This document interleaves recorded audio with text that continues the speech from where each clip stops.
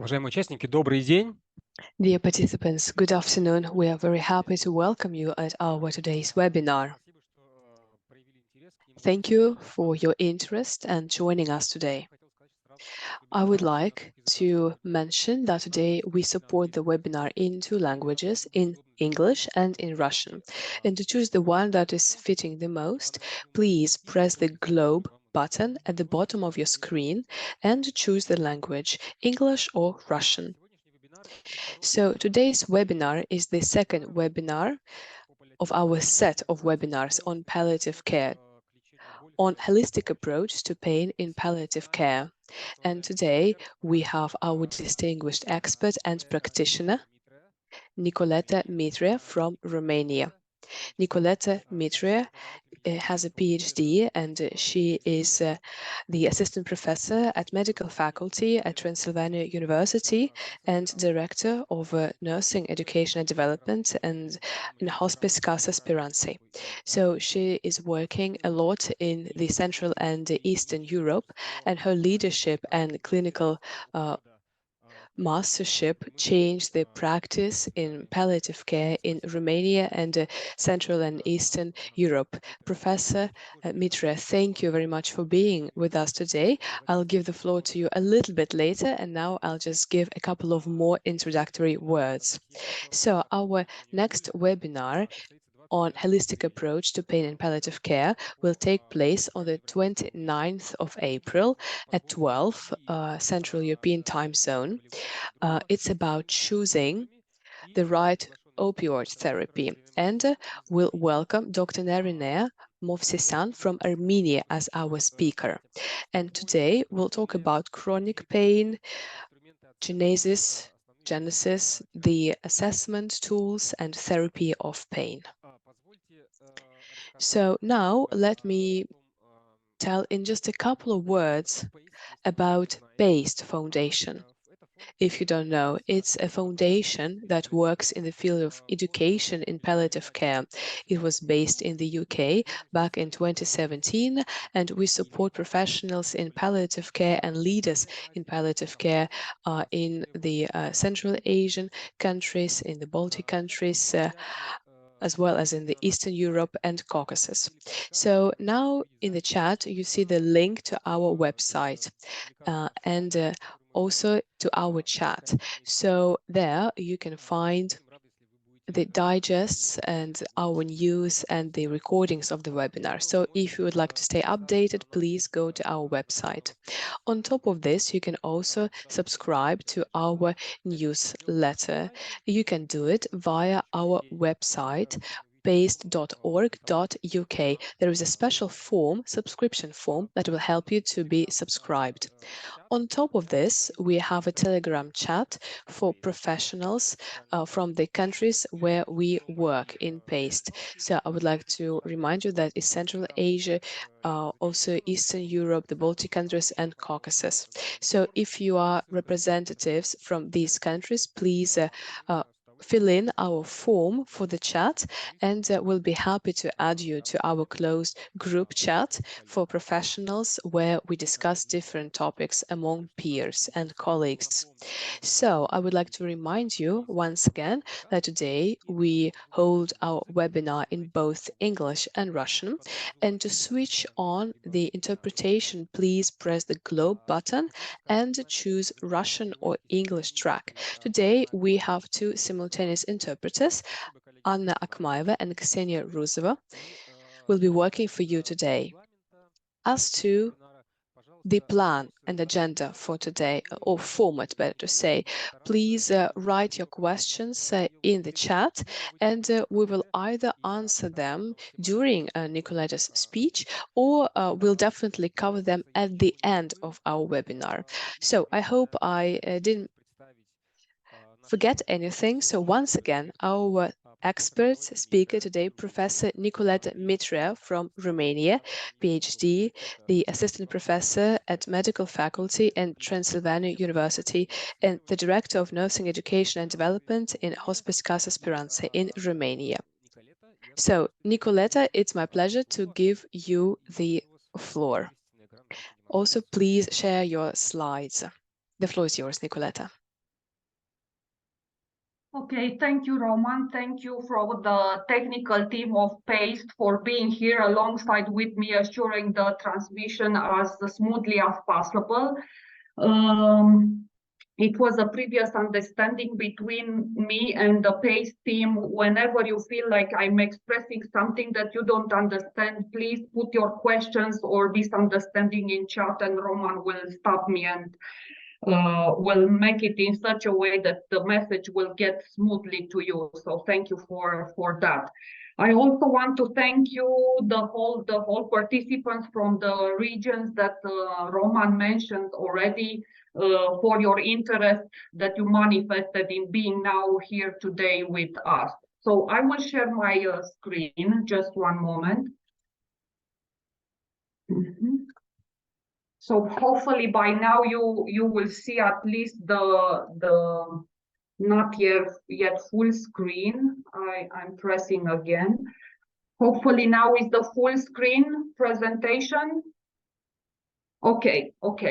So we will talk today about pain physiopathology, pain assessment, and we will tackle a little bit also about pain therapy in the field of palliative care. I will not insist so much into the therapy, as it was already mentioned. There will be a third webinar in this series of 3 webinars on holistic pain management. So let's start our journey. I'm a kind of lecturer that is quite interactive with the audience, so hopefully my hands and head movements will help in understanding the message. So the non-verbal communication, the tone of my voice will also contribute to the presentation. I would like to start with this quote from an Italian author called Primo Levi, who was also a chemist by profession and who was a Auschwitz Holocaust survivor, who in his very famous book, Are These Still Men?, due to the situation in which he was while in the Holocaust Auschwitz campus, and he was so impressed by the transformation of humans into tormentors. So he said, if we know that pain and suffering can be alleviated and do nothing about it, then we ourselves become tormentors. So it is very important for us to understand that there are so many things that we can do about pain in general. Today, the emphasis will be on what we can do in regard to physical pain. There are several definitions of pain. Here I chose to put the International Association for the Study of Pain definition, which says that pain is defined as an unpleasant sensory and emotional experience associated with actual and potential tissue damage. And I will stop here a little bit and just use an example in order for better understand this definition. And I will give a day-to-day example that probably most of us have been through. For example, you have touched your fingertips from a flame when you were cooking something or when you were ironing one piece of a dress or a t-shirt, something. So in that moment, which took milliseconds, there is an entire process that happened inside and also outside of our body. And this is what I will try to explain when talking about the physiopathology of pain, because the different layers in our brain are involved in this process. It is important to understand that not only the sensation of pain is involved, but also the emotional impact that this pain has on us. Just to give you an example, to come back to the example, when we burn our fingertips, of course, it's an acute episode of pain, yet this process that is happening inside of us at the end of the process will determine us to just take the hand out of the flame which has caused the pain. So there will be a response, a physical response, but also there will be an emotional response. Some of us will say, why is this happened to me? I was getting ready to go to the wedding of my best friend, and this is not something that I needed to burn my fingertips before going there. So social, physical situations are also involved. Again, when you raise it up to your conscious level, you say again, why is this happening to me? So you have issues in regard to the motive, the reason for the suffering that just happened to you. Of course, in chronic pain, it is a little bit different. And again, the International Association for the Study of Pain, it says the chronic pain can be caused by the disease in itself, the damage of tissues and of nerves that is causing around the location of the disease. If in cancer, for example, appear metastases, again, it's chronic cancer pain. And in some situations, for example, radiotherapy, some kind of chemotherapy can come with chronic cancer, post-cancer treatment. Okay, if we go further to the epidemiology, there are multiple phases of pain. And due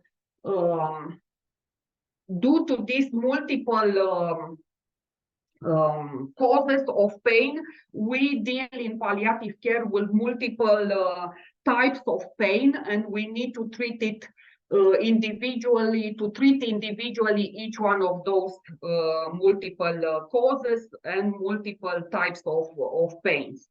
There are also different beliefs associated with physical pain. At least in the country that I'm coming from, often pain is associated with punishment. This is a sign from God. I make some wrong things in my life, and this is the way I'm paying for it.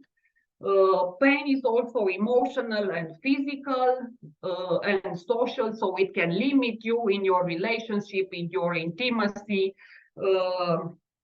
in your place of work, etc. Also, there is a very important myth in regard to the treatment of pain as being addicted, and hopefully, going to the presentation today, this myth will be at least some of this myth will be at least some of it not so strong anymore for the ones participating in this webinar today. And also another usual myth that surrounds the culture in which from which I'm coming from, it's pain. If it appears in patients that are older, there is this perception, oh, now you are old, you just need to cope with it, to deal with it, to make peace with it, and just suffer because it's due to the age that you have reached in your life. And this is, again, as I said, the myth. So hopefully by the end of this session, we will not be so mythful anymore. We will not believe in myths anymore. Stepping up to the pain terms and definitions, in my mind, I think it was important for me to go to the basis with all of you now present today. And as mentioned before, when trying to describe a painful episode, the burning of our fingertips, I said there is a process which involves different phases, different small phases. All together, as I said before, it will take only milliseconds, yet scientists were able to peel down to every layer and put it aside and formulate the different terms that will describe each phase. The first term will be transduction. Transduction is what is happening right at the moment when a painful stimuli touches the so-called nociceptor. The term nociceptor comes to describe what we have on our skin, on our internal organs, as receptors for pain stimuli.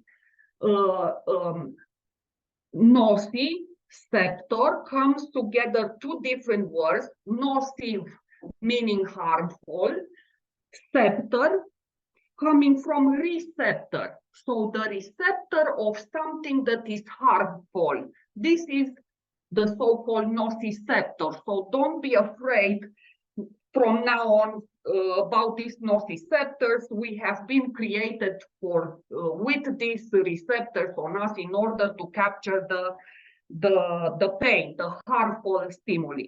So we are fine to have it. So this is what is happening. The first step, the transduction. So the nociceptors have been stimulated. Once stimulated, it follows the transmission of the electrical painful impulse from the nociceptor to the brain.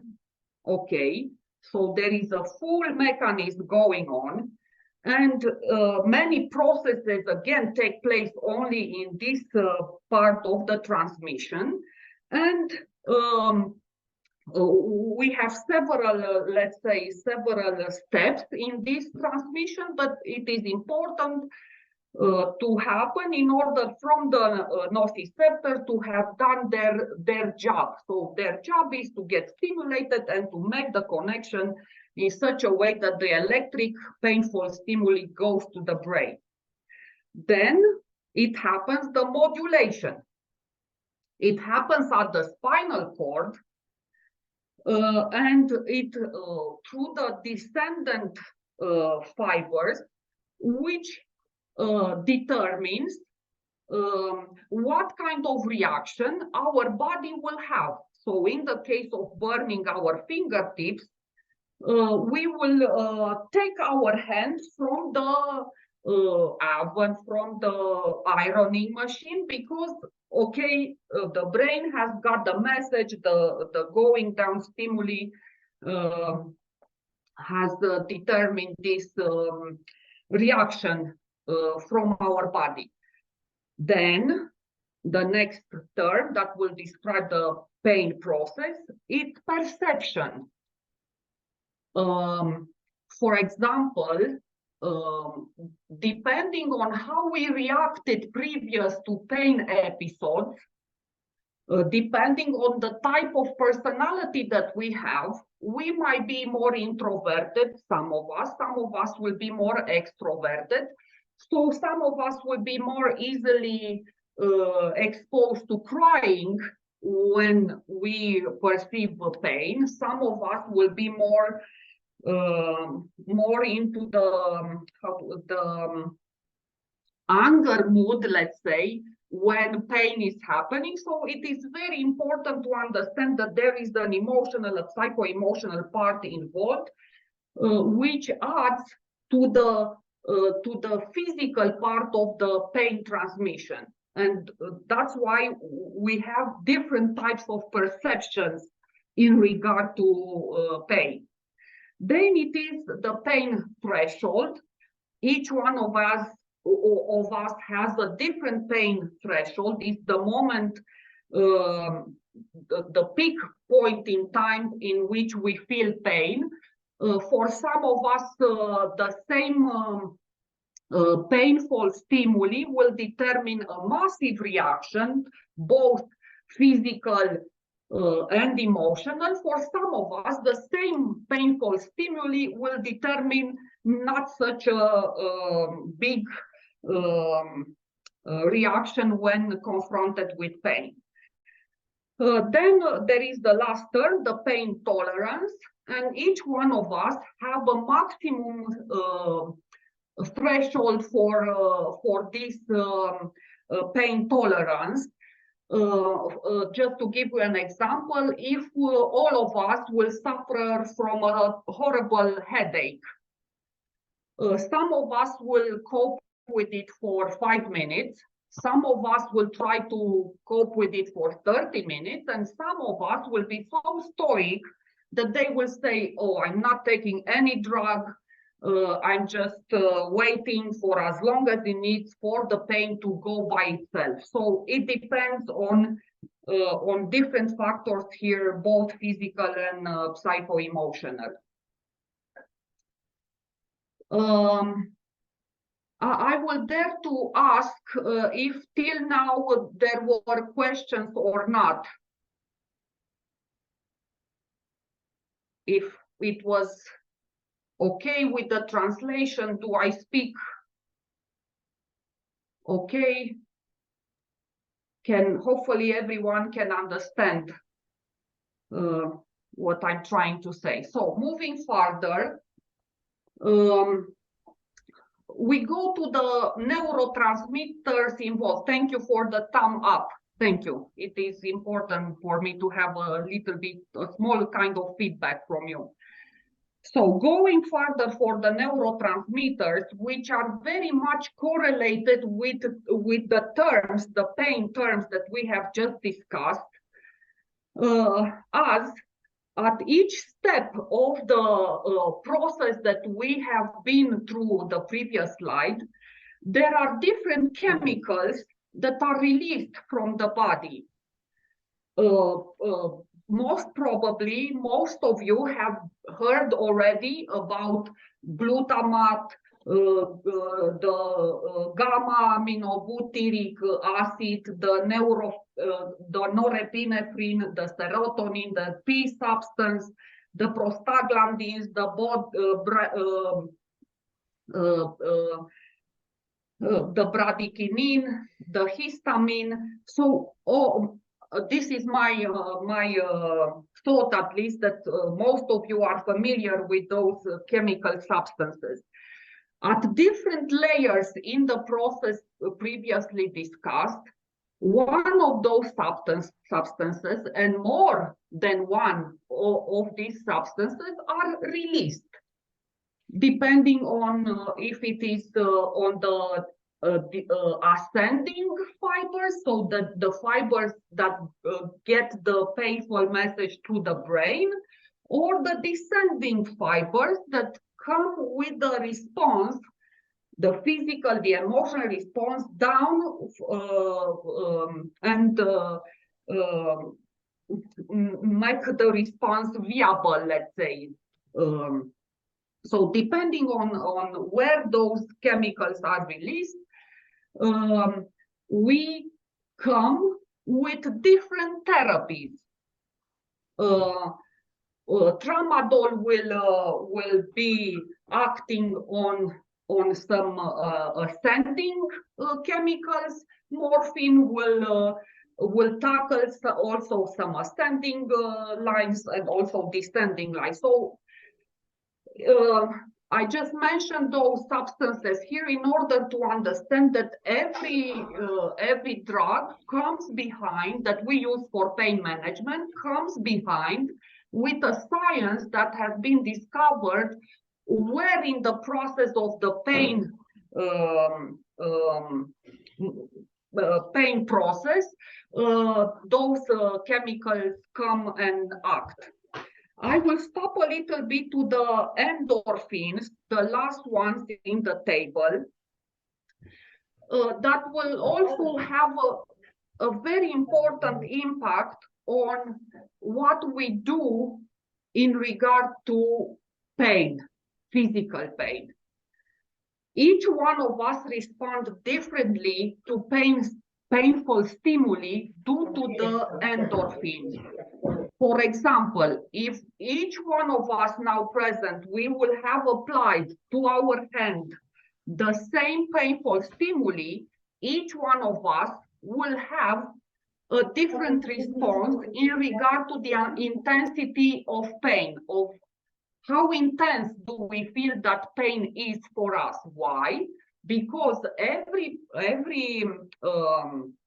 person Once stimulated the nociceptors with a painful stimuli, each body will release a totally individualized quantity of endorphins in our body. So that's why, in case, for example, of cancer patients, let's say they are bronchopulmonary cancer patients with brain metastases, no matter that those patients have the same diagnosis, maybe they are the same age, maybe they are the same gender, it doesn't matter. We do not treat their pain the same due to the fact that, of course, there are also the other chemical involved, but very important, as I mentioned, the endorphins, because each body releases a different quantity of endorphins when dealing with physical stimuli of pain.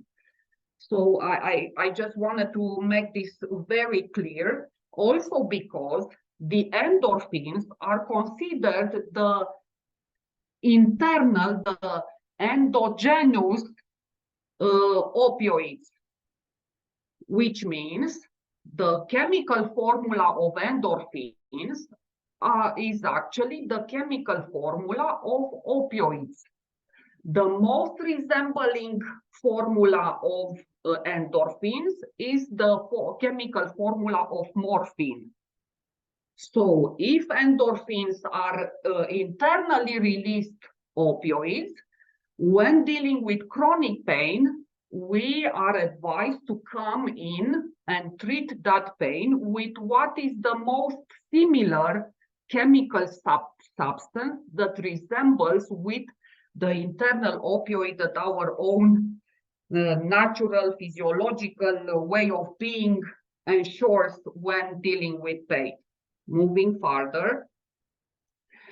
So I've mentioned different categories of pain already. I said there are acute episodes of pain and there is chronic pain. Acute is the episode of pain when we are dealing with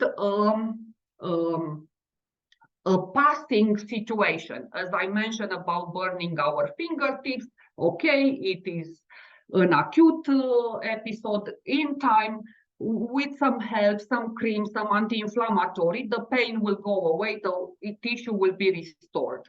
When we are dealing with seriously ill patients which have a chronic progressive disease, what is happening inside those bodies is that the tissues are damaged. Whenever a tissue is damaged with a chronic illness, it means that local nociceptors are continuously stimulated. So the substances that we've been talking about, the processes that we've been previously also mentioning, they are continuously happening inside that body. If it's Parkinson's disease, for example, again, the rigidity specific to Parkinson's disease that comes with muscle tension. Okay, the nociceptors at the level of muscles are permanently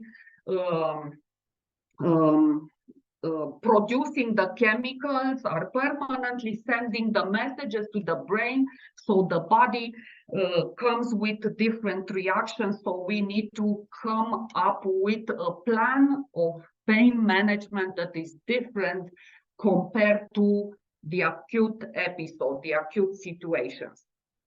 Then there are the categories of nociceptive pain or neuropathic pain. Nociceptors, as I said, they are spread all over, outside and inside our body. When stimulated, we call this to be nociceptive pain. It can be somatic pain coming from muscle. It can be visceral pain coming from the internal organs. And there is this other category, neuropathic pain, whenever a neuron, a nerve, damaged or partially or totally. And also there are the categories of pain depending on the disease state. It can be an early stage of the disease, it can be an advanced stage of the disease, it can be an end of the terminal stage of the disease. It can be associated with generalized inflammation. It can be associated with different other comorbidities like diabetes, for example. So you already see by now how what I mentioned previously, the multi-phases, the complexity of pain. We need to see all this small bit into the big picture of the pain that the patients are suffering from. The incidence of pain now on the slides, there are some numbers. I would add some from the memory to the ones put it on the slide. 1 in 3 Europeans are once in their lifetime diagnosed with cancer. So cancer has become a chronic illness, which nowadays has such a high rate of touching at one point in life the general population. Also, there are several reports. World Health Organization, it's one organization that is publishing reports. European Association for Palliative Care also is publishing different reports. In all those reports, it says the chronic illnesses will the number of patients suffering due to chronic illnesses will grow significantly in time, due also to the fact that our survivorship is also increasing. So one good thing that we get to live more, not such a good thing that we are more and more at risk for suffering of one of the chronic illnesses. So the incidence of pain, it's quite high, and we need to assess it, and we need to treat it properly. Going now to the phase of discussing physiopathology of pain, I chose to present it in 3 different ways, in order for me to really try very hard to make you understand what is happening inside our body when we suffer physical pain. So I said that the nociceptors are stimulated, and what is happening, the nerve impulses are transported along peripheral nerves. From the peripheral nerves, they go to the posterior medullary horn. So some place on our spinal cord, okay, the peripheral nerves get together, and then the stimulus is transmitted through the spinal cord up to the brain. It happens here, the first synapse with cells in the spinal tract.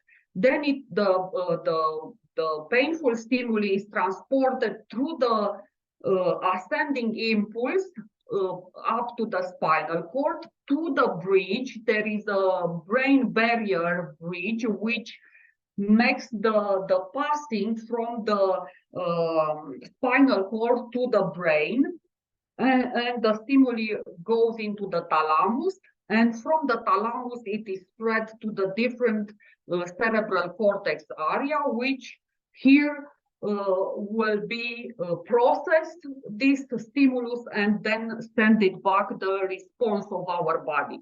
So this is how I try to explain in words what is happening from the physiopathological point of view. I put it about the same information in a little bit more of a different structure, let's call it like this. So the areas involved will be the spinal cord, the brain stem, the thalamus with the so-called hypothalamic stage, the limbic system, and the neocortex. Our brain, in our evolution as a mammifer, if it is for us to believe the Darwin evolution of human beings, it has three different brains. The first brain, it is so-called the reptilian brain. So what I said about the spinal cord, the brain stem, the thalamus, the hypothalamic stage. Then the human brain developed from the reptilian brain to the limbic, it was added the limbic system, which held inside of it the so-called the emotional component. So because the painful stimuli go through this limbic system, of course that the pain, the psychological, the emotional areas in our brain are stimulated, and that's why again it comes also with a manifestation into the psycho-emotional being of that person that is suffering pain. And then the neocortex, which is the conscious brain, the brain which we have it totally different than all the other mammifers. Only humans have the neocortex because of this consciousness in which we wonder ourselves, why is this happening to me? We humans have this need of making a purpose out of the perception of pain. So some will say that's why even the spiritual part of a person is stimulated, because in the neocortex is the consciousness, and we wonder ourselves about everything that is happening into our life. We have this need of understanding why is it happening, and we need to give a meaning to the things that are happening to us. So this was another way of me trying to put what was previously said in regard to how the stimulus is sent, and how from a different perspective the same things can be explained. I added on the slides these two links through videos. The materials that have been presented now will be free delivered via email by the colleagues in PASTE team, and you will have the chance to watch it, and everything that I tried to put it on words, it will be much better explained in a native English by the ones presenting in the videos at the links suggested here on this slide. Also, in order, maybe some of you will better understand not through following words and images with ascendant and descendant fibers, but to have attached some pictures to the different small bits of phases that are happening in the whole process of pain stimulus transmission. So there are a few slides that in which I associated the pictures with what exactly is happening in regard to how the painful stimulus is transmitted. So just in order for answering to the multiple types of learning types of individualities that each one of you are. So I hope those will be helpful for the ones that the visual aspects are more important. And I will close the part on physiopathology with insisting on the fact that once reaching the brain, the pain stimulus here in the thalamus, from the thalamus to the cerebral cortex, then those impulses will be how to say, will be processed, and then a response will be sent down, considering the perception of the limbic system, considering the temporal lobe in our brain, which involves the memory of pain. So if we know someone that has suffered from the same cancer diagnosis or the Parkinson's disease or whatever other disease, we expect ourselves to go through the same experiences, because this memory of ours also contribute, and the frontal lobe, which gives us the meaning, the importance, the understanding of the painful episode. There are the pain episode is also associated with different systemic responses. The urinary system will be activated, and potentially urinary retention, for example, will appear. The hydroelectrolytic system will be involved. The retention of saline can happen. The fluid coagulant balance is disturbed. The immune system, again, it's modified. The metabolic responses again can be associated, and there can be also associated behavioral responses like anxiety, negative emotional reactions, like I said, anger, frustration, the need to shout out in order to express the painful episode, etc. Also, there are factors which can be influencing the pain sensitivity. For example, age.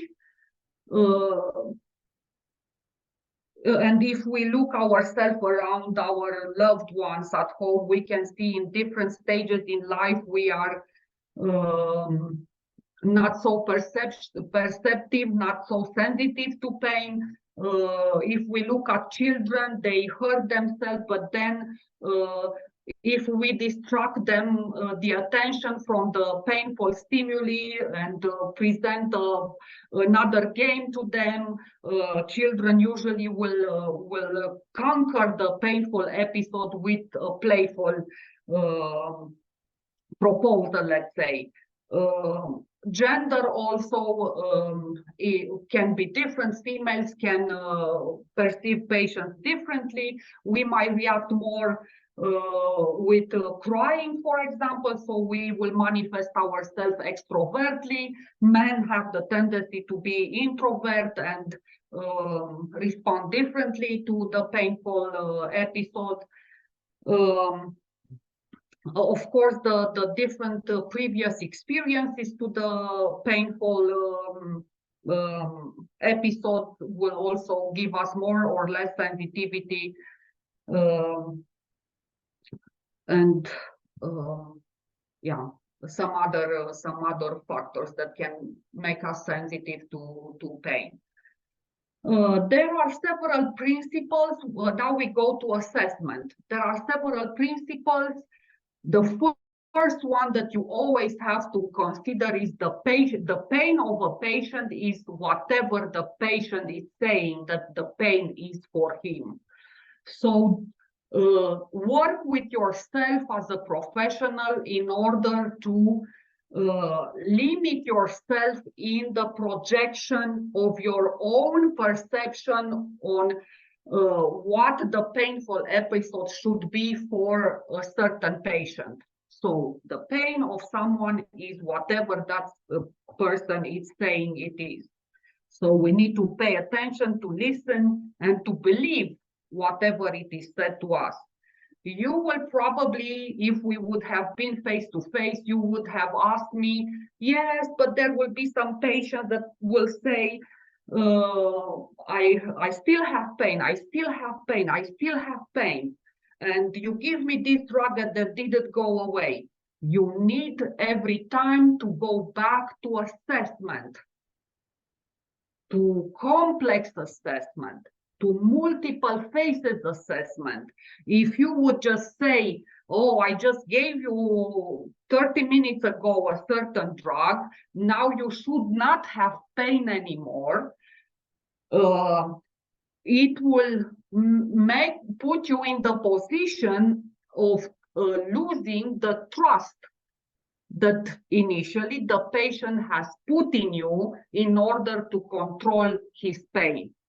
So if you are confronted with this situation, a patient coming and keep telling you that he has this pain, your first response back should be, tell me more. Tell me more about this pain.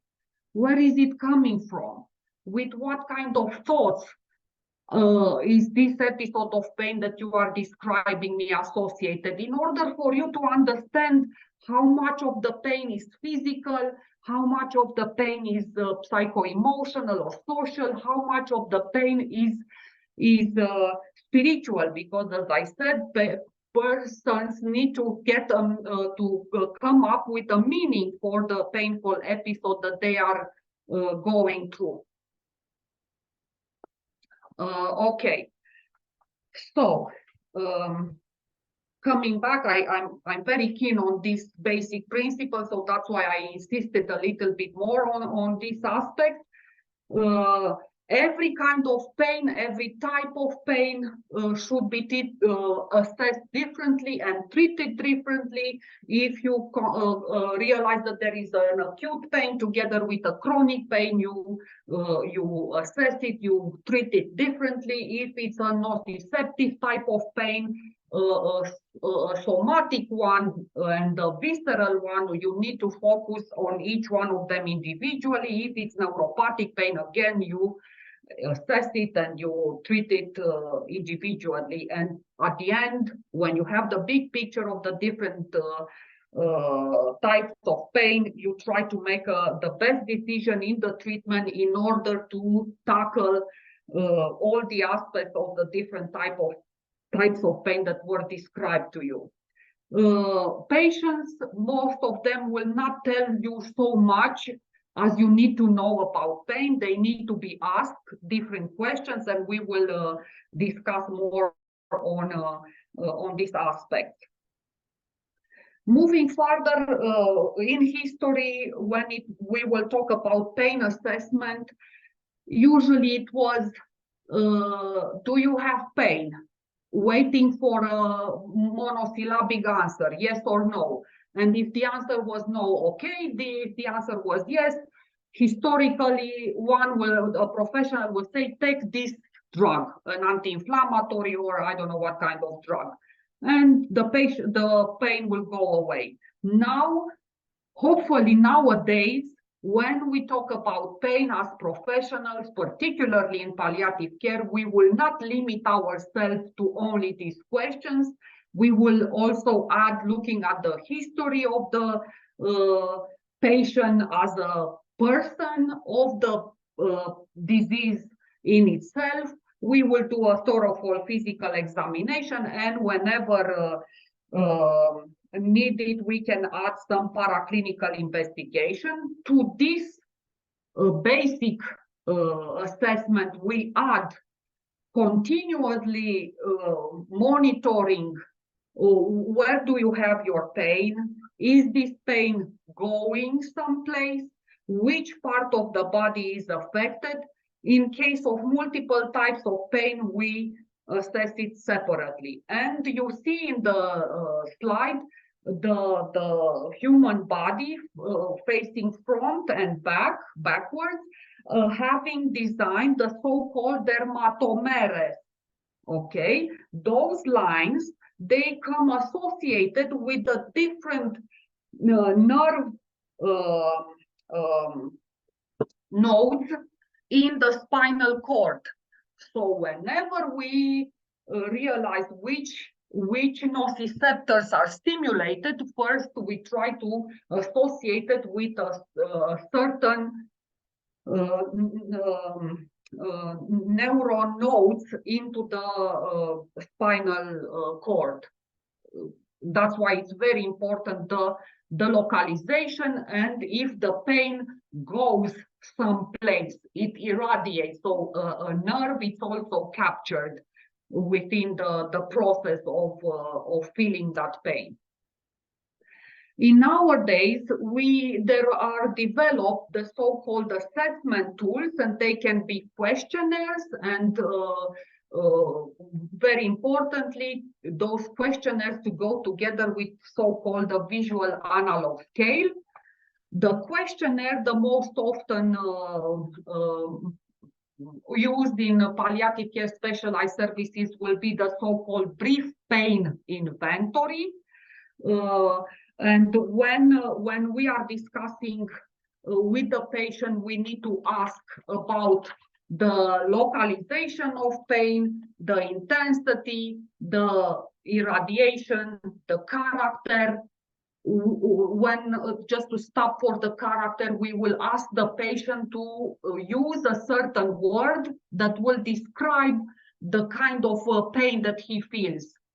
For example, if the patient says, my pelvis area hurts, when we ask about the character, we are actually asking the patient, tell me a word that will describe the kind of pain that you feel in your abdominal area, in the lower part of your abdomen. And if they will say like a cramp, like a constriction, we will realize what kind of pain is this one, is the kind of pain that the patient is describing. If they say this pain starts here and moves there, and whenever I turn, somehow my body, it even hits me harder in I don't know what area. We understand it is a neuropathic pain, so we need to ask the different types of words in order for us to understand the character of pain. Temporality will be another part in the brief pain inventory assessment that we will take from the patient. When during the day you perceive this more often, these episodes of pain. It is in the morning when you try to move yourself, to do certain activities, to dress yourself, to wash yourself. Whenever we make the dressing of a wound, for example, is that the moment in the day? Is this during the night, when probably we as professionals, when we hear in the evening somehow the patients are saying, oh, there is such a horrible pain that every evening I'm confronted with. Maybe an anxiety episode will be also associated with a painful episode due to the fact that the night is coming, everyone in the house will just do their things, will go to sleep, and now the patient might be left alone with his own thoughts, his own worries. So we need to tackle with more questions what is happening. Coming back to the brief pain inventory assessment, we will ask what eases your pain, or what makes it more painful, more harmful, this kind of pain that you are describing to me. What kind of medication have you already taken for this type of pain, and how it has worked? What kind of effect the medication has had? And of course, when we get the answers to the different layers of the pain assessment, we try to make in our head, the professional brain of ours will interpret all the information due to the clinical reasoning that we are capable of, and we will realize what is the cause, what kind of mechanism, physiopathological mechanism it involves, what kind of consequences we are dealing with, and we will try to make the plan of treatment accordingly. I've mentioned also, besides the questionnaires, also the visual analog scale. It depends. I have several here just to show you some of them. Okay, so it's the facial scale, the numerical scale. It can be from 0 to 10, 0 no pain, 10 the most intensive pain. It can be colors, it can be faces. So there are different kind of visual analog scales that we can use depending also on the ability, capacity of understanding of the patient, of expressing himself in regard to the pain that he's suffering, in regard to the age of the patient, if those are children under 7, 8 years old, the facial visual analog scale might be the one of choice. Some patients in our experience will say, I cannot say numbers. Then suggest them words. It's very small in intensity or pain. It's moderate or it's very severe. You cannot stand this pain. It's unbearable. So by using those words, then again, with our clinical reasoning mentality, we will be able to associate in between the visual analog scale and the kind of drugs that we have to use. Just a small parenthesis here, because we will also discuss about the World Health Organization analgesic ladder.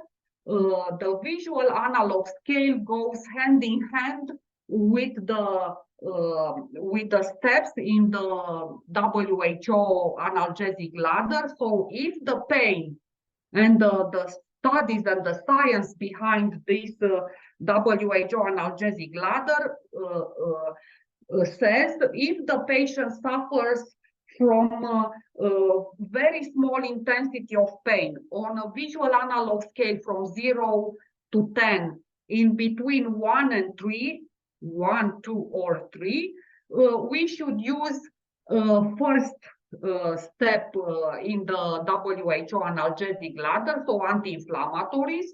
If the patient says, my pain is moderate, some place between 4, 5, and 6 on the visual analog scale, we should use moderate opioids, so the second or weak opioids, we should use the second step in the WHO analgesic ladder.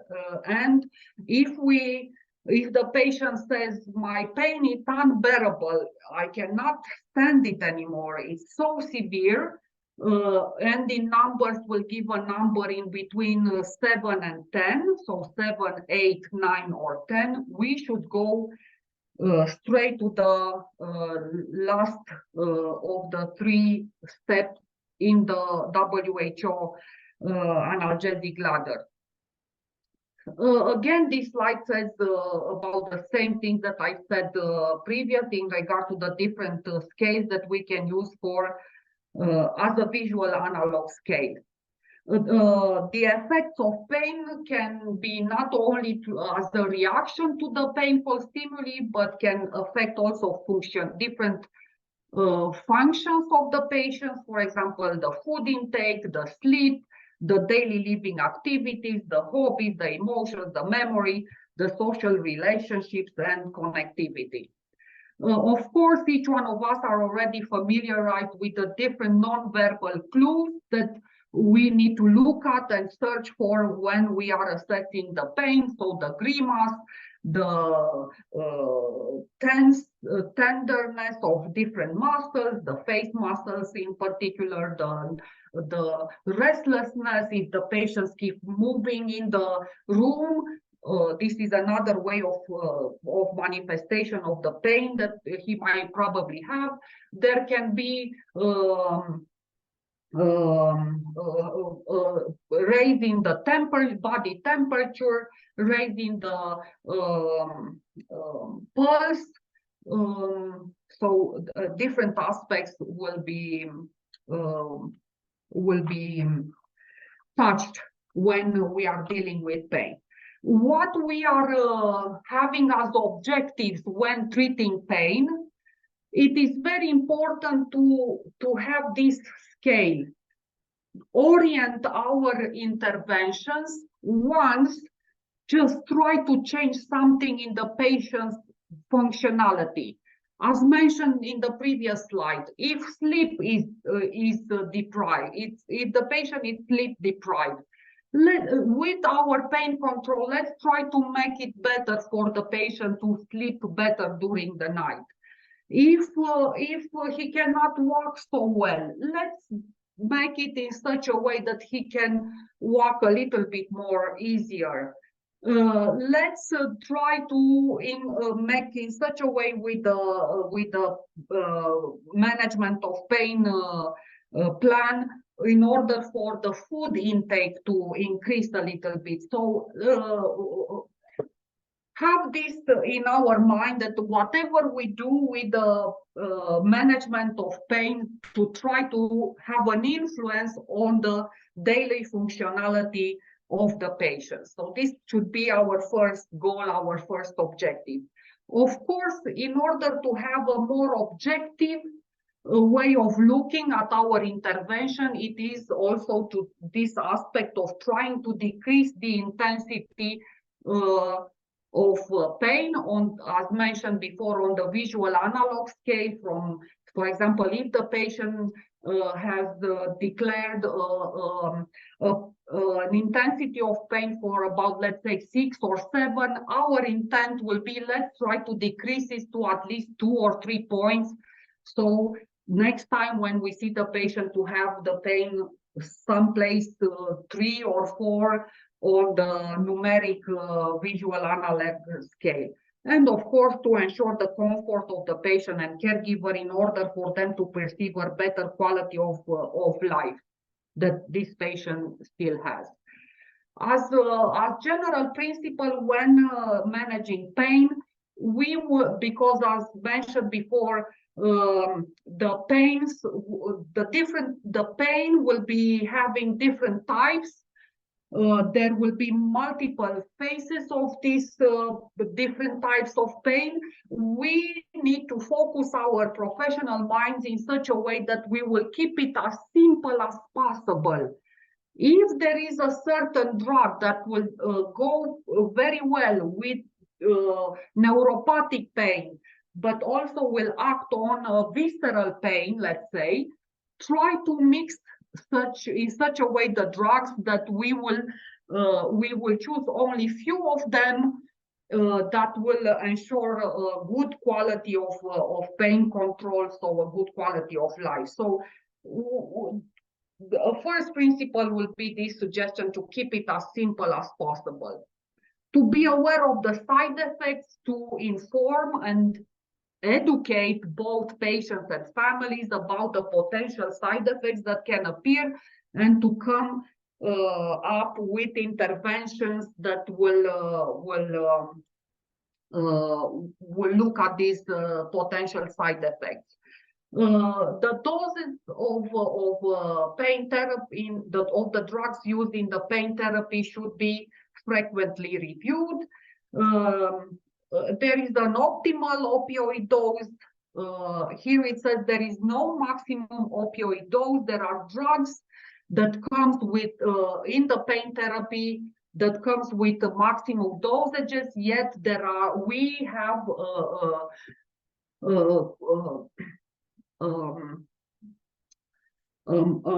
multitude of drugs that we can choose from. Some of them, like morphine, for example, does not have a maximum dose.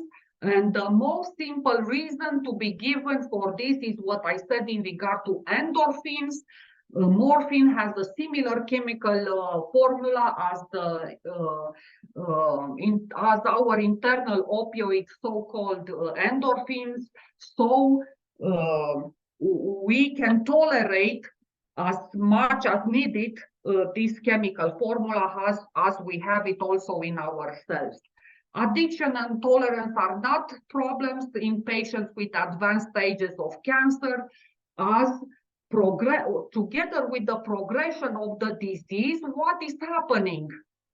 It happens that more and more nociceptors are stimulated, more and more processes, the different beats in the process of pain are happening, and also more and more chemical substances are released in the body. So we need to come up with a response that it's confronting the situation that is happening inside the patient. We need to have prescribed for each patient the per renata dosages, so as needed dosages. We need to predict from what might happen, and we need to make available for the patient to get the breakthrough dosages of drugs, and to choose the most non-invasive route of administration for drugs. Keep the oral route as long as it is approachable, as long as the patient can swallow, and when they cannot swallow anymore, the subcutaneous route of administration is the preferable one. Why? The first reason will be because we are dealing with chronic pain, not acute pain. We would like the drugs to have the half time as long as possible, so the time of action, the period of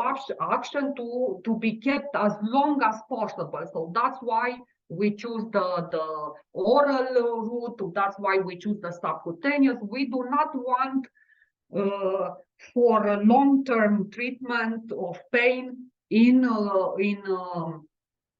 patients with chronic diseases, so with chronic pain. We do not want the short actions ones, or except the breakthrough episodes of pain.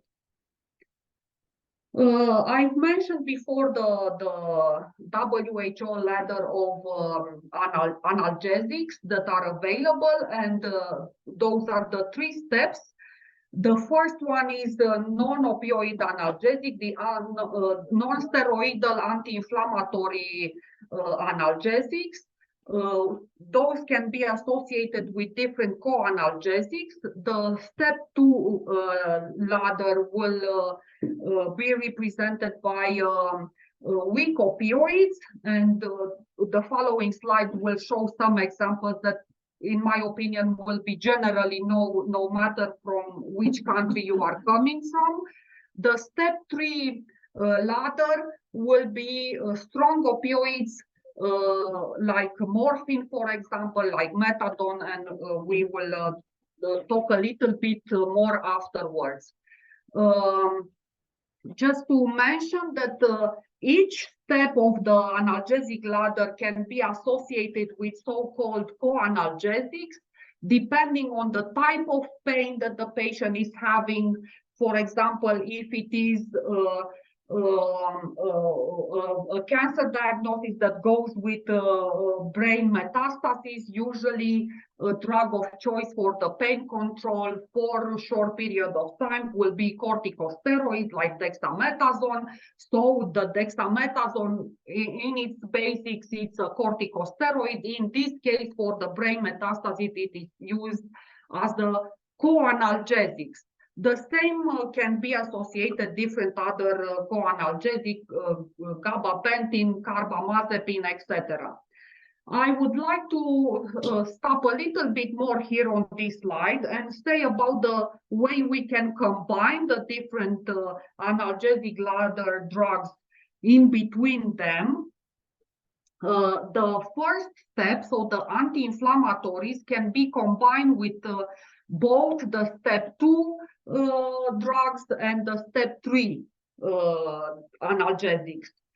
It is advisable, actually the literature supports, and we in Hospice Casa Sperantei strongly advise for you not to combine the step 2 analgesic ladder drugs with the step 3. And I will try to give a very simple explanation. The receptors, the opioid receptors in our brain will choose in between the step 2 or the step 3 drugs, because the step 3 drugs are more potent. Most probably the opioid receptors in our brain will absorb like a sponge the step 3 substance, as I said, because it's much more potent. Yet the active substance in the step 2 drugs will not be absorbed by the opioid receptors. And what is happening with the active substance in the step 2 ladder drugs, it will just stay in the internal system of the patient, and the potential for having side effects characteristic to step 2 analgesic ladder drugs will be more present. So hopefully I was able English enough to make this easily understood by you. And here, as I said, I will present some of the drugs that are known: acetaminophen, paracetamol, metamizole, and other non-steroidal anti-inflammatory drugs. Most of you are very familiar with them. I put here metamizole. This is a drug that exists in Romania. Attention, it is known only in this part of the world, as it is product, a pharmacological product produced in Russia. So there are no studies. If you look up, at least in English, if you look up for studies promoting the safeness of using metamizole, you will not find so often, as there has not been made public to the world, let's say, this drug. The second step analgesic ladder contains drugs like codeine, tramadol, dihydrocodeine, and I've also put it here for Tral, which is the commercial form of drug called with the active substance called pentazocine. I'm not sure if you are having it in your countries, yet pay attention, do not use this drug when dealing with chronic pain. It has such strong secondary effect when administered by clock, as it should be administered in chronic pain, that we do not, it is not at all recommended. Also, codeine, tramadol, dihydrocodeine, they have maximum dose. So when we say here for tramadol, for example, the literature will say 400 milligrams. Here it says up to 200, but pay attention, if you give regularly on 24 hours 400 milligrams of tramadol per day, you can only go up to the 600 with the breakthrough dosages. So with the breakthrough pain dosages, with the as needed doses that you prescribe for a certain patient. So this enlarged dose, it goes only for giving drugs for the as needed prescription. And the step 3 analgesic ladder will be methadone, hydromorphone, morphine, fentanyl, oxycontin, and I put here also petidine, which is also a drug that we do not recommend for chronic pain control. In Romanian, the commercial form is Mialgin. So It's good for acute pain, not at all good for chronic pain. Pain treatment comes with pain drugs come with secondary effects. There are several of them which are transitory. When we initiate the opioid treatment, the treatment of pain with opioids, like feeling a little bit of nausea, even vomiting. Why? Because the drugs will cause the slowing down of the peristaltic movements of our gastric tube tract.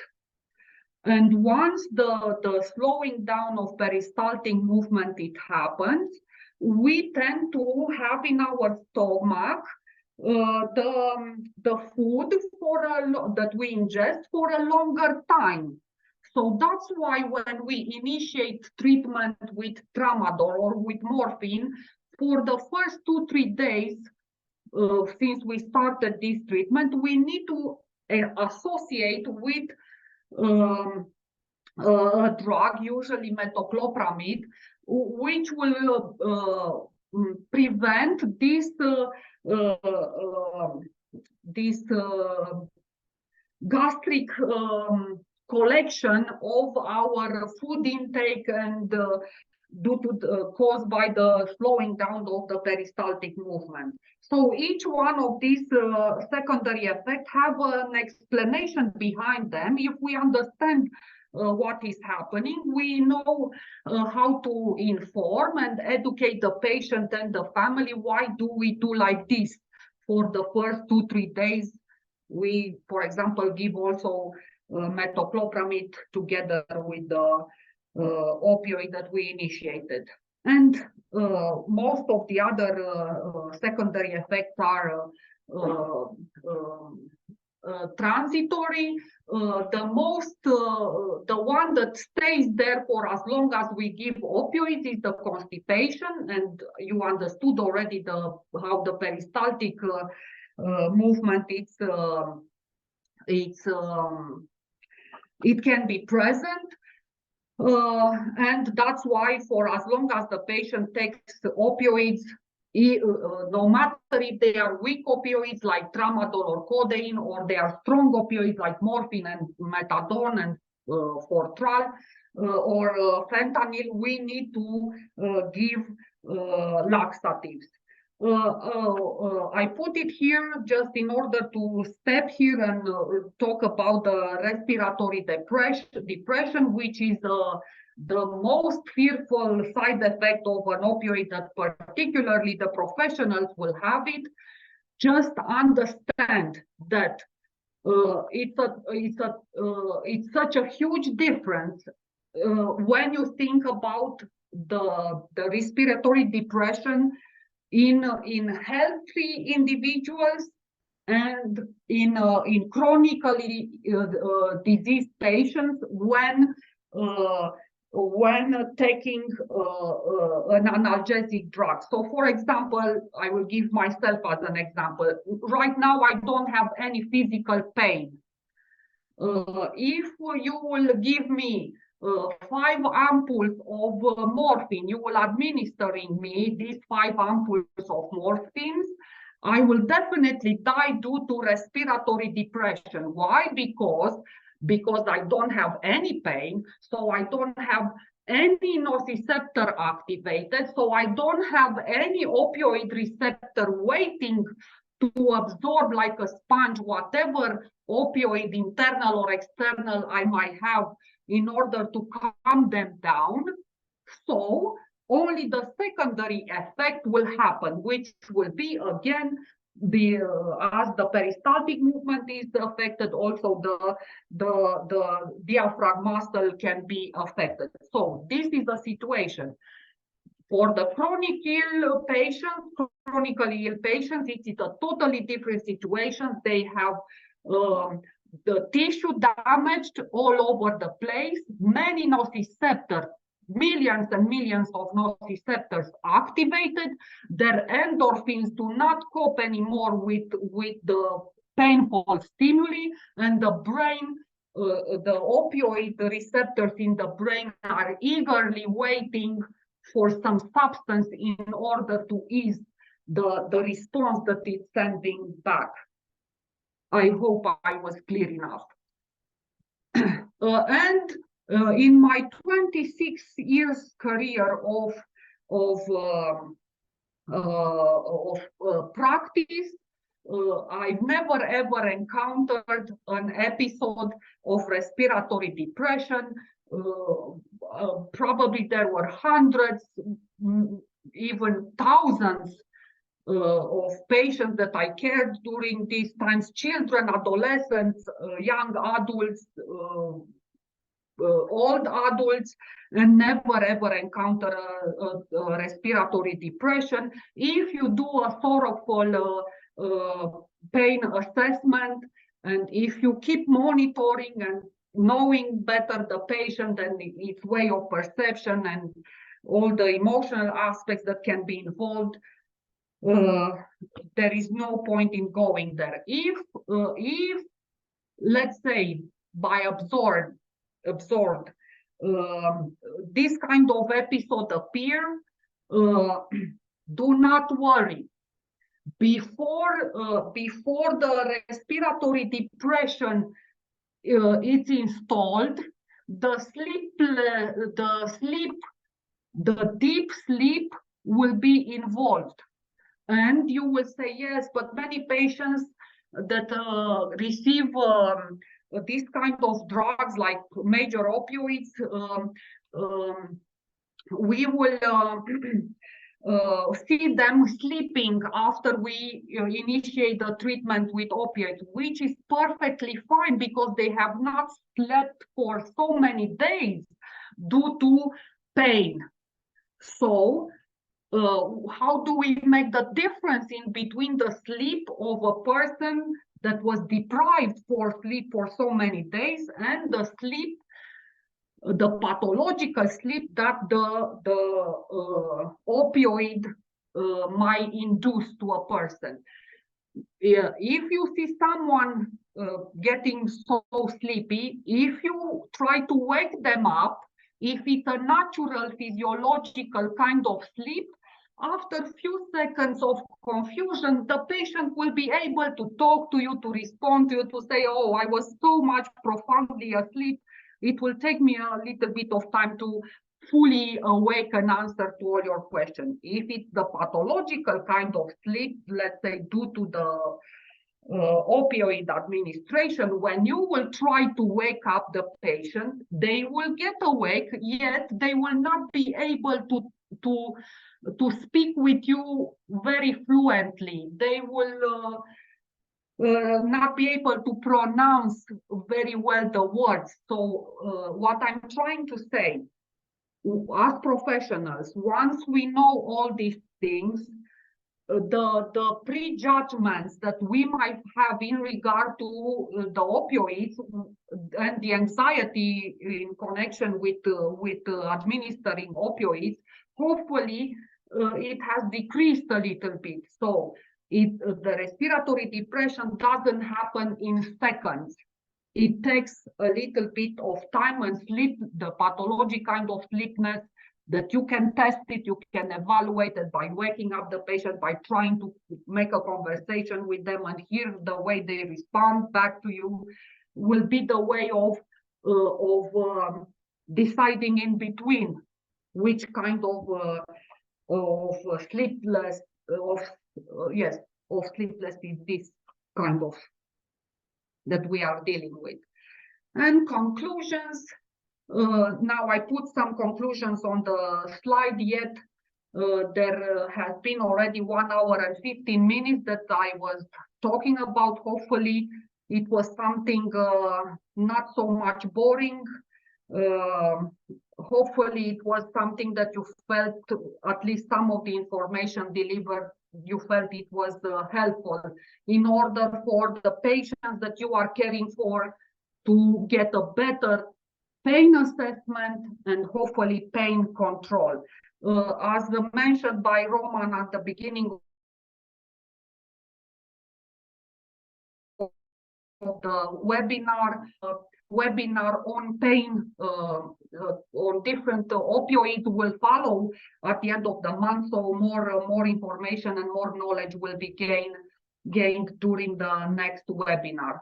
I put here some references, and I will stop the sharing of the presentation. And now I'm happy to respond to whatever questions there might be, comments, misunderstandings. English is not my native language, so from time to time I felt like my brain was not providing the proper English word to express what I wanted to say. So the floor is yours. Nicoleta, спасибо огромное за... Nicoleta, thank you very much for this amazing, wonderful presentation. Because on the one hand, you really showed that it is a complex topic and multifaceted one. On the other hand, you also gave some details and some specificities. So now we'll open the question and answer section. I will just first give a couple of announcements and then we'll ask questions. So to make our communication less formal, please write in the chat who are you, where you come from. It will be very helpful for us just to establish better communication.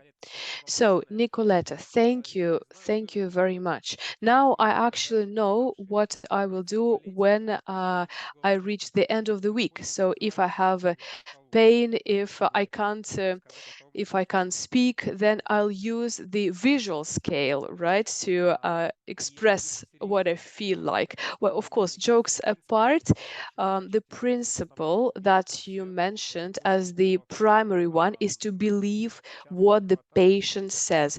I think that is something that we are lacking quite a lot, and this is the foundational principle that is basis for everything. Thank you for mentioning this and focusing on this.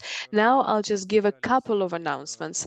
I would like to remind you of our social media of PASTE Foundation. Now we'll send all the links to our chat. Please subscribe to us and you'll be updated with all our news. Second thing, after this webinar, we will not only share the slides and the presentation of Nicoleta, but also some additional materials will be shared. So all the participants will receive those materials in their email boxes. On top of this, I would like to mention that now we are drafting online course for those who work with respiratory and nutritional support, different manipulations in the field of palliative care. If you are experts in these topics and if you'd like to become a speaker, please write us. We always welcome interesting experts, professionals, new approaches. So that would be very nice if we could find some common ground. On top of this, I wanted to mention that very soon we'll open our registration for the International Summer School. It will take place in Yerevan, in Armenia, on the 25th and 26th of June.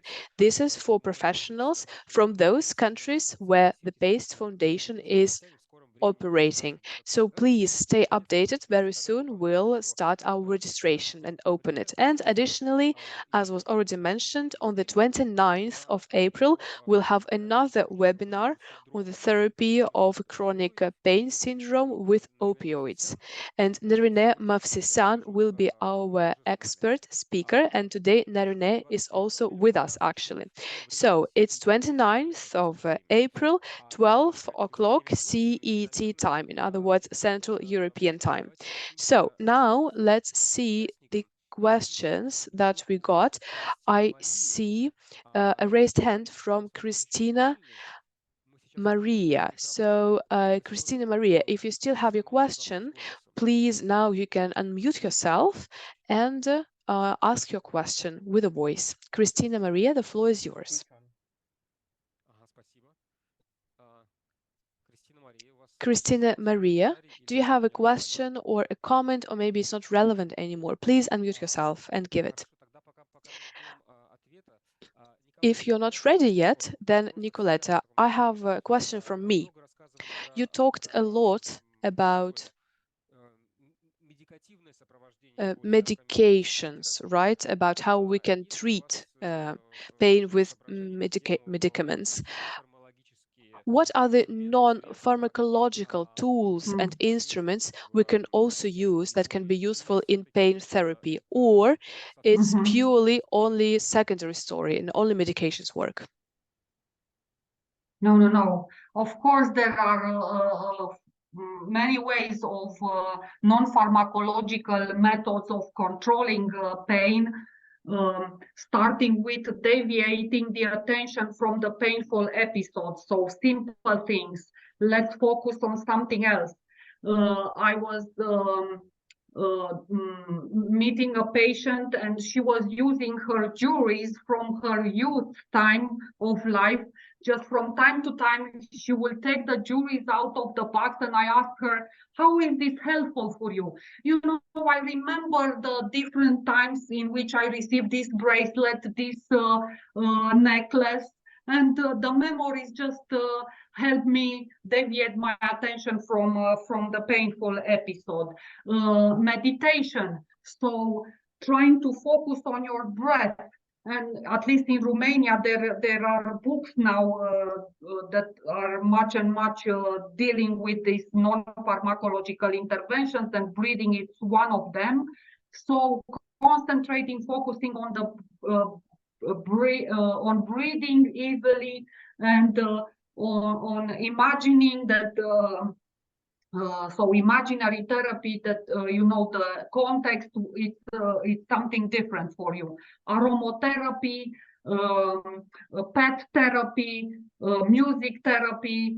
So many ways have been developed.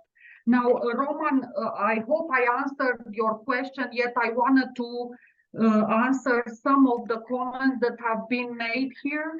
Someone asked me, У нас был вопрос, Николета, про самый сложный Right, we had a question, Nicoleta, about the most difficult case that you've had in your career. You probably mean that. Yes, that was and there was a patient. He was 44 years old with a melanoma. He was a police officer, and his pain was controlled at about 3-4 on the visual analog scale intensity of pain, with 600 milligrams of morphine, which one ampoule has 20 milligrams of morphine. So this means 30 ampoules. Whenever, of course, he was weak due to the illness in itself, to the stage of this illness, which was advanced. Yet we were able of communicating easily. He was quite a difficult case, also due to the fact that being from the police force, he had his misconceptions in regard to using morphine or methadone for pain control. So we really needed to sit down with this man and talk through with him for the different information that he needed to be educated on in regard to pain control. So that was a difficult case. He had very young children. Yeah, so that was a very complex case, let's say, in which I have worked with the highest dose ever till now in my life. And we had a syringe drive that we were putting it there, and yeah.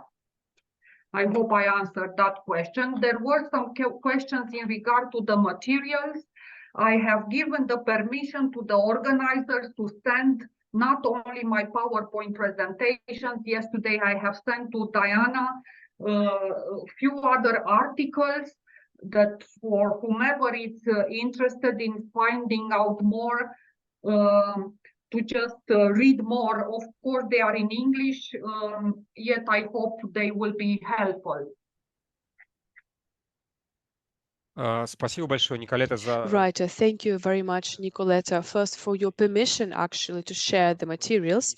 So I would like to just explain to our colleagues that we don't always have this permission from our speakers, but we always publish the recordings of the webinars on YouTube or like on our social media. But the materials that Nicoleta shared will definitely be sent to your emails. So Nicoleta, another question, it's quite similar to the previous one. It's about opioid analgesics. So the question is in Russian, but we'll of course translate into English. How do you work with patients or relatives that refuse to take opioids, and what arguments do you use to convince them?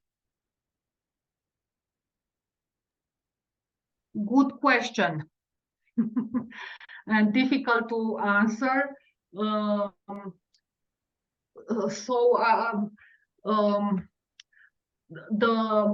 The ones that in time will be cooperative, we will just start with getting them informed, small bits at the time. So this is the way I choose to, and there is a whole team, of course, that is doing the same. So just if they say, I'm not taking this drug, I've heard only bad things about them, I would say, just tell me more. Tell me more about what actually you are afraid of in regard to this drug in particular. And they keep telling me about, most of them will say addiction. And I will try to explain to them that one is physical addiction and one is psychological addiction. And in using the drugs that we use for pain control, it is the potential for developing physical addiction, which means that in time you get more and more tolerant to the substance, and it might be needed. But parenthesis, most of the patients do not get to live so long that the physical addiction will be installed.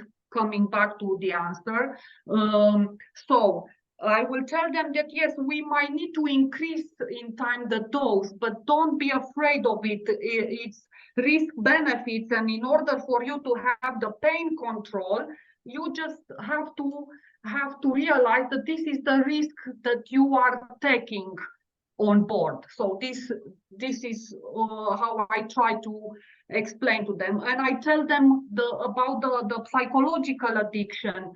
This is something else, and I give the example. Recently, I used this example. Most of us are addicted to a substance, and at least in Romania, most of us in the morning feel like I need the coffee. I don't know in other countries, but in Romania, people will say, I'm not awake till I'm not having my morning coffee or my morning cigarette, or till I have my piece of chocolate. So each one of us have some kind of substance that we are eager to consume. Yet, this is physical addiction, as we do not kill anyone for the coffee in the morning.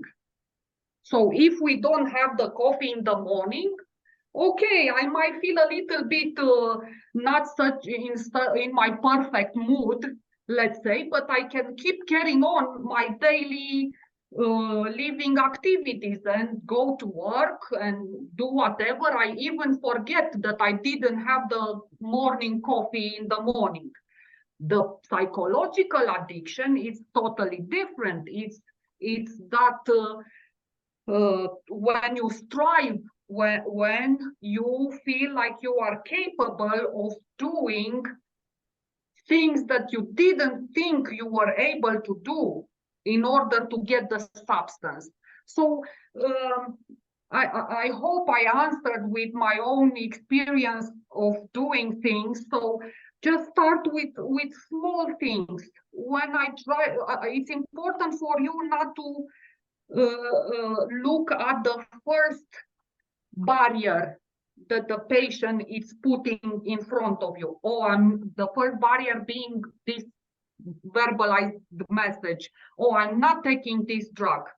Okay, go to the next layer, the next barrier. Tell me more. Why? Give me more explanation, and then you try to come with information for the specific, some of them, if they are physicians or nurses. Oh, I'm afraid because there is the respiratory depression. Okay, let's talk about the respiratory depression and see, you know, at the end of the day, every drug comes with a side effect of potentially in not appropriate dosages kill you. Morphine or tramadol are the same as all the other drugs, so you need to assess it very well, and you need to take it in an appropriate dose, given the health conditions that you are dealing with. So if you peel down the different layers of the situation, you manage to take each fear at a time, each barrier at a time, and refuse it. So those will be the majority of patients that will refuse us in the beginning. Then it is another category of patients, very few of them, which will say, no matter what you are telling me, no matter how you try to convince me, I'm just not taking these drugs. And those exceptional cases, we will just take them as they are and respect their choice. It's their own body, their right to autonomy.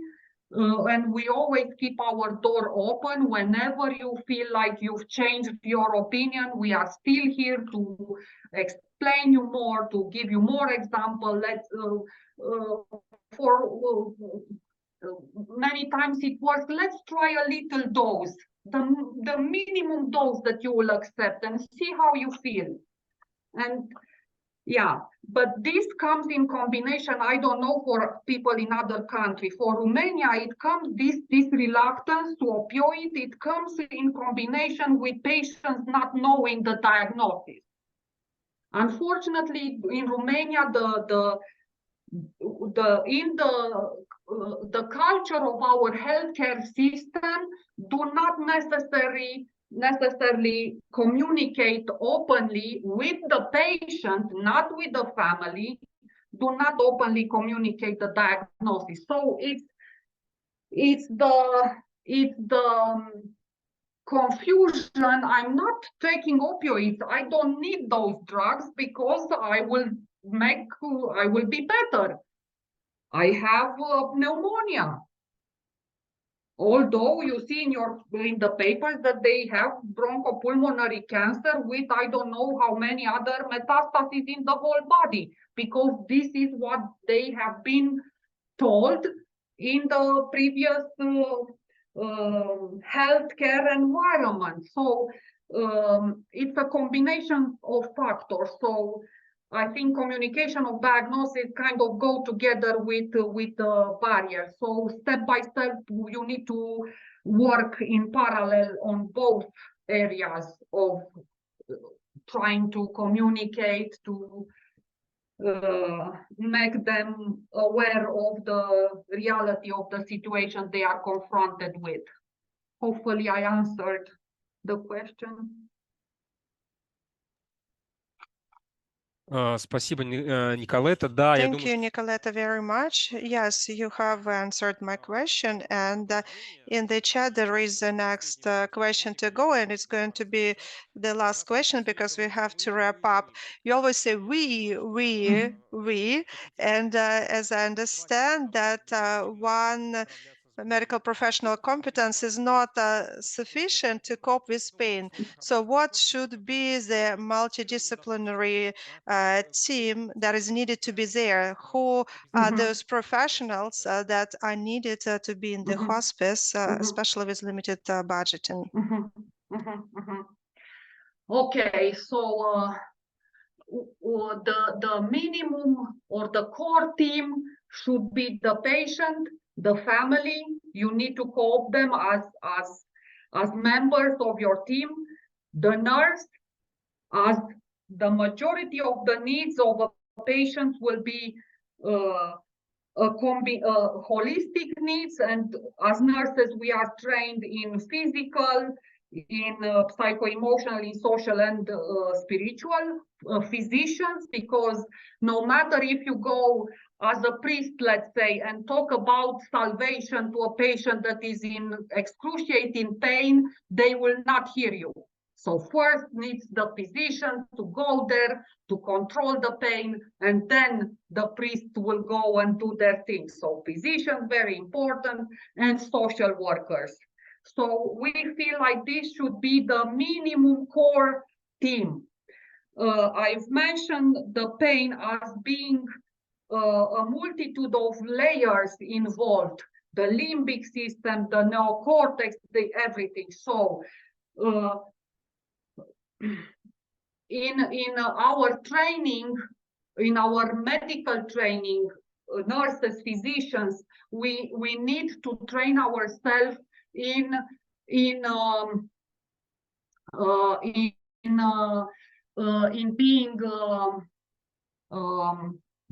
how to say, to be able to capture all these aspects of not only the physical part, the psycho-emotional, the social and the spiritual part, because usually the patients will choose in between the different members of our team with whom they would like to discuss into more details, into more depth about their whole being. Social workers, very important. In Romania, the patients have different the patients have access to different different financial aids, or not only financial, so the different aids of the social workers will know how to get access for the patients to this financial deposit that the state creates for the patient depending their clinical situation. Psychologists are very important as much they will be for the patient, but pay attention. Usually for psychologists, they even ask us, send me to patients with whom I have enough time to work with, because if they only have 1 month, 3 weeks, it can be only done the psychological support through the nurse or through the physician that is going there. And as I said, we will have built up the competency of basic counseling skills, let's say. And listening only can be a way of offering psychological support to one. So psychologists for the patients, when they have enough time to work in their own professional way with patients, with families, and also very important, the psychologists for the building up, for the support, for the clinical supervision of the staff working in the small unit of palliative care. Now, depending on the different spiritual backgrounds, spiritual counselor, pastors, priests, now depending on the local, regional, national culture, some will be very welcome into the team. In Romania, it's a majority of Christian Orthodox believers, so that's why I keep mentioning priests, because they are very, very supportive in dealing with the cases that we are caring for. Hopefully I have answered the question. Более чем спасибо, Nicoleta. More than. Thank you so much, Nicoleta. We are going to wrap up our today's webinar because time is up. And this was very interesting. And I would like to say once again that we have a closed chat for the based countries. So if you'd like to keep on track with the latest news, send us an inquiry. We will send you the link in the chat, and we are happy to receive any feedback to you. Before you exit the webinar, click this link so it does not disappear. So provide us the feedback. It's always very interesting for us. And today we had a pleasure to have Professor Nicoleta Mitrea from Romania. Nicoleta, thank you very much for what you do. Thank you for sharing your knowledge, and thank you for inspiring others. We are very grateful to you. And I also would like to thank our interpreters, Ksenia Ruzova and Anna Kmaeva. And I also would like to thank the entire PASTE team that organized today's webinar. Thank you very much. That was PASTE seminar. All the best.